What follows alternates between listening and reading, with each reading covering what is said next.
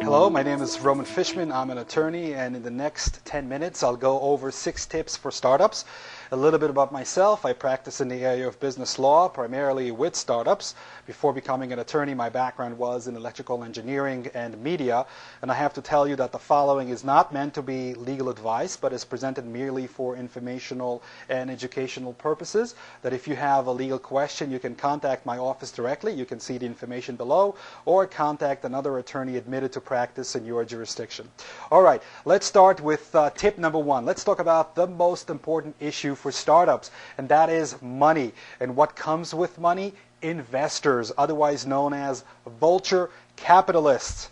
All right, all kidding aside, some of my clients are venture capitalists, and I have good friends who are investors themselves. But as a startup, you need to realize that oftentimes your goals and the investor goals are different, that you enable one another and come with mutual benefit, but sometimes with divergent desired outcomes.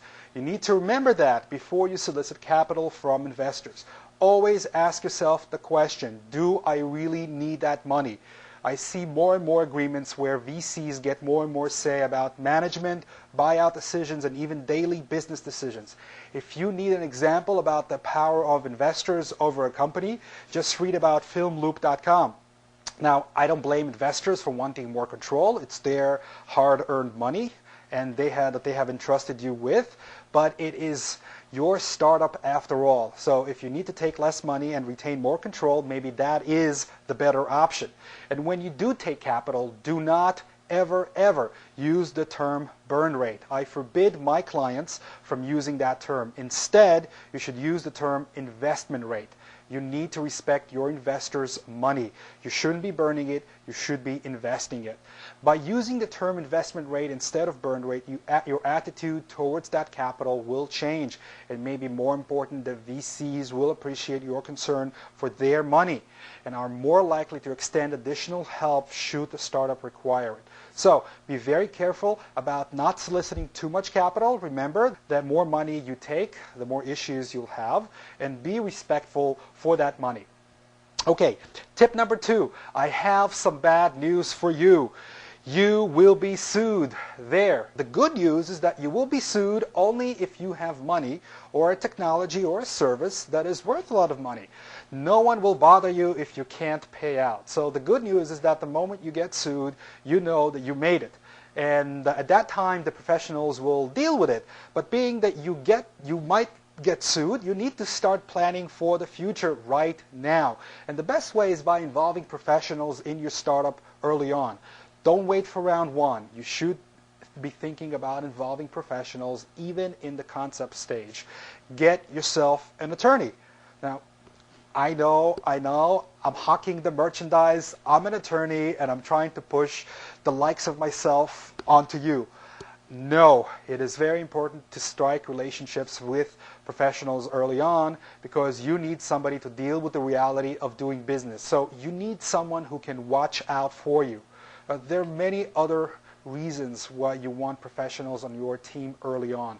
If you are in a startup with partners, you want somebody to be able to draft an agreement between the partners. If you are showing your startup to VCs or are involved in discussions of any sort, you better have an attorney by your side. You want to have somebody that is able to look into the future and flag problems that may be small right now, but that may grow into bigger issues. An ounce of prevention is worth a pound of cure. And maybe more important than all is the bozo filter factor. When you have a professional on your team, it signals to everyone that you passed at least one bozo filter, and by at least one serious person. And you cannot imagine how many crackheads there are in this field. So this leads me to tip number 3. Know the difference between a good idea and a good business idea. Now, we all know about good ideas. We have 10 of them in the shower every day. Generally, for an idea to be a good business idea, you need to account for clients, markets, demand, scaling, products, revenue, competitors, and ultimately profits. Now, in certain cases, you may have a business model that is not yet operative. that's okay. As an example, in the case of internet advertising that these days allows sites such as Digg.com to be a viable business, when only several years ago it probably would have been impossible to operate profitably. But it is your responsibility to provide an action plan on how to make your business model operative. The key to successful business planning is to be honest, primarily with yourself and then with your investors. You should have two versions of your business plan: the executive summary version, which you will use for investors, banks, etc., and a much more detailed version for your internal use. Do not give one of those 50-page dissertations to VCs. No one wants to read it. In most cases, your executive summary should be no more than 7 to 10 pages. If VCs or whoever want a more detailed plan, they'll tell you. And don't use such buzz killers like conservative estimates, terms that require financial dictionary to decipher. And please, don't plan for the distant future. Keep your projections realistic and grounded in the present. Use your common sense, a commodity that is always appreciated. So remember, less is more, common sense, and do not provide projections for the 22nd and 23rd centuries. All right, tip number 4, you need to look at yourself and determine who you are.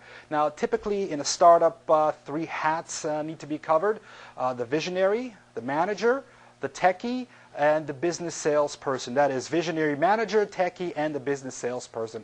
It is best if these hats are worn by different people. Ideally, a startup would be made out of at least 3 people, each wearing 1 hat. If you have less than 3 people, be mindful that one of you will have to wear more than 1 hat. Now, this means that you should consider bringing additional partners on board. Now, it could be the attorney that you've been working with, and the accountant, a friend, a colleague, etc. Always remember that the more people are involved in the startup, the greater the chances that the startup will succeed. If you think about the concept of 6 degrees of separation, every single person that comes aboard brings with them a wealth of knowledge and contacts. Now, the more people you have involved in your startup, the more people have a stake in the success of that startup.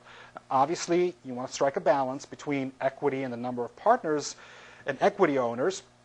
But where you have a chance to add valuable people on board in exchange for some equity, chances are your investment will pay off in the future tenfold.